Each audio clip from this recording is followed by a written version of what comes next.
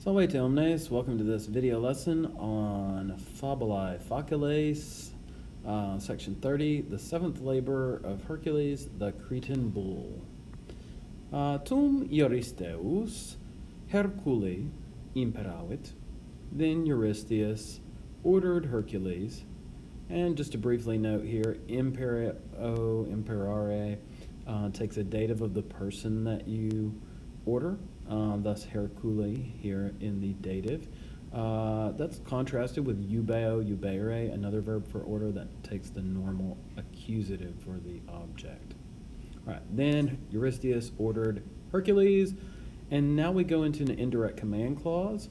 Ut taurum quindam ferocissimum ex insula Creta vivum referit, that he bring back, ut referet, a certain very ferocious bull, taurum quindam ferocissimum, from the island of Crete, ex insula Creta, alive, vivum.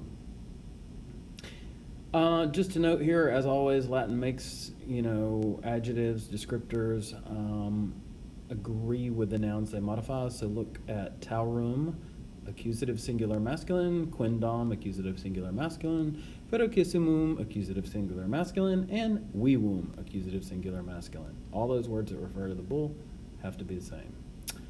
Bene bene. Ille igitur, he therefore, navim conscendit, boarded a ship, et cum ventus idoneus esset, and when the wind was suitable. Notice esset in the cum clause is a imperfect subjunctive, just like referet up above in the ut clause of indirect command was also imperfect subjunctive. Okay, so he therefore boarded a ship, and when the wind was suitable, statim solvit, he immediately set sail. So a lot of times you'll have something like solvere navim. Solvere, the base verb means to loose or loosen, right? But this is an idiom for setting sail. I think the idea is that you loose the anchors or any mooring ropes that you might have, and thus you set sail. You loose those bonds and your ships take off. So, statim solvit, he immediately set sail.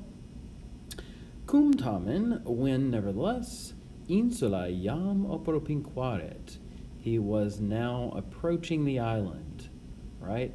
Appropinquare takes a dative for the thing you approach, thus insula in the dative here. I will also note appropinquaret here is the imperfect subjunctive again in this cum clause. Tanta tempestas subito cohorta est, so great a storm, tanta tempestas, suddenly arose, suddenly came up. Notice cohorta est is from cohorior. The base verb orior or riri means to arise. Of course, where we get oriental from, orient, and so on. So great a storm suddenly arose, cohorta est. That's one of those deponent verbs, by the way, so thus it looks passive, two words, but we translate it active. So great a storm suddenly arose, ut, and now we're going to go into a result clause. Tanta, from tantus aum, that's one of those signpost words that you've got a result clause, an adverbial result coming. So tom, ita, seek, adeo, some other ones like this. Talus is another one, tot is another. Okay, so great a storm suddenly arose, that, here's our result clause, ut navis cursum tenere non posset, that the ship was not able, non posset, was not able to keep its course, to hold its course. Tantus autem timor, animos nataram occupavit. Now we have another form of tanta, this time the masculine tantus. Moreover, translating autem there, so great a fear, tantus timor, seized or occupied, took hold of, we might say for occupavit, the minds of the sailors, animos nautarum. Now we go into another result clause, ut paene omnem spem solutis deponerint, that they put aside, deponerent, or did away with, we might say, nearly all hope of safety. Paene omnem spem salutis. All right. Paene is almost or nearly, and salutis there in the genitive of safety. So they thought they weren't going to make it out of this. Hercules tamen, nevertheless Hercules, etsi navigandi imperitus erat, even if he was inexperienced, imperitus, in sailing.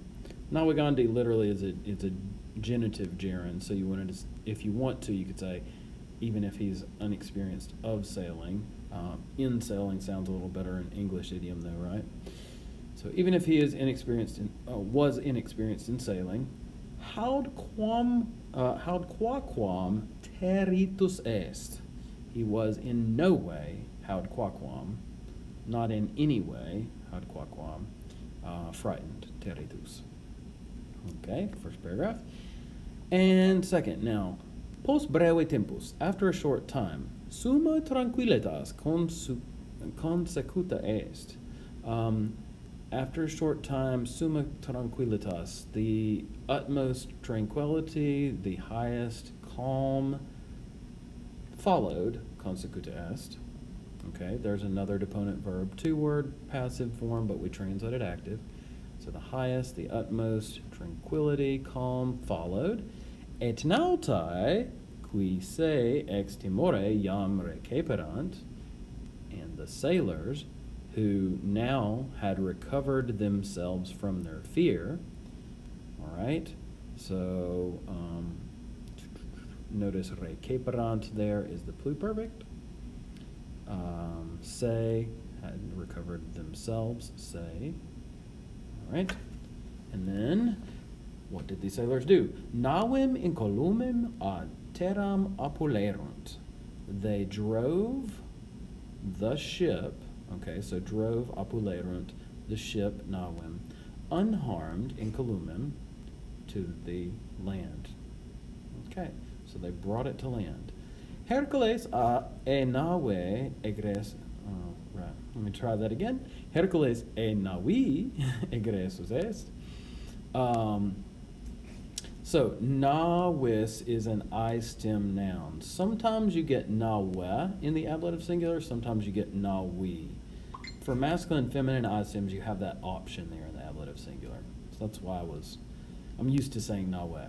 Anyhow, Hercules egresus est, departed, went out, e navi, out of the ship, et cum ad regim Cretae venisset, and when he had come to the king of Crete, calsam veniendi docuit, he told him or taught him, docuit, the reason of his coming, calsam veniendi.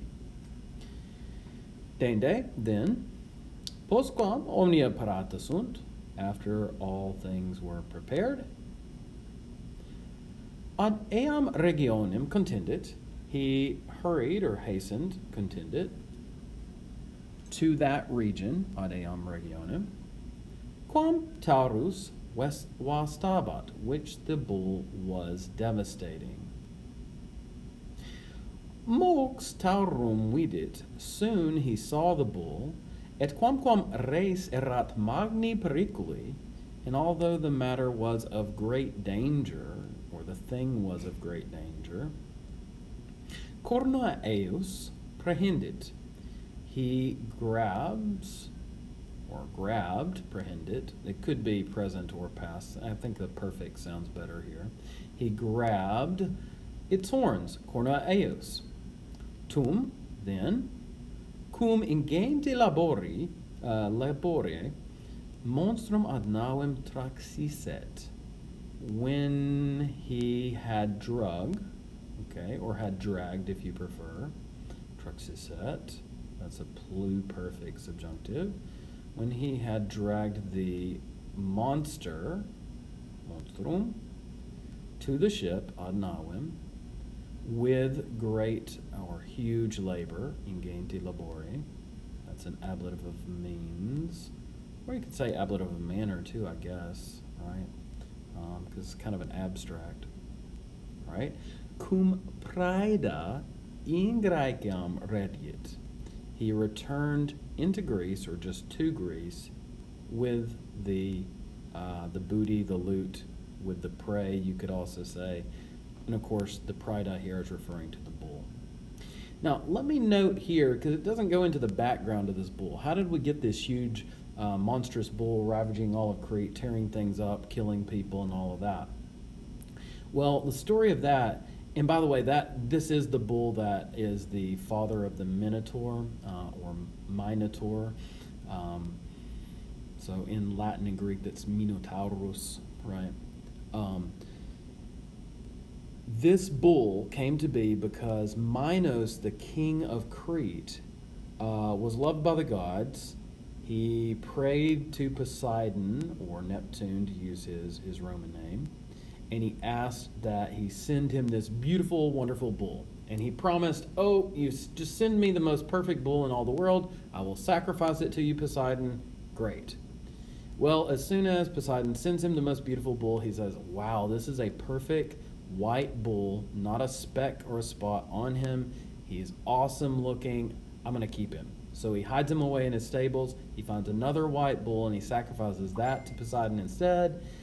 And Poseidon, of course, being a god, finds out what Minos did, and he sends the bull crazy, and the bull runs all over Crete, killing people. So that's how the bull got to be ravaging Crete. And then, of course, Eurystheus sends him there because he thinks he's going to get Hercules killed, but it doesn't work, of course.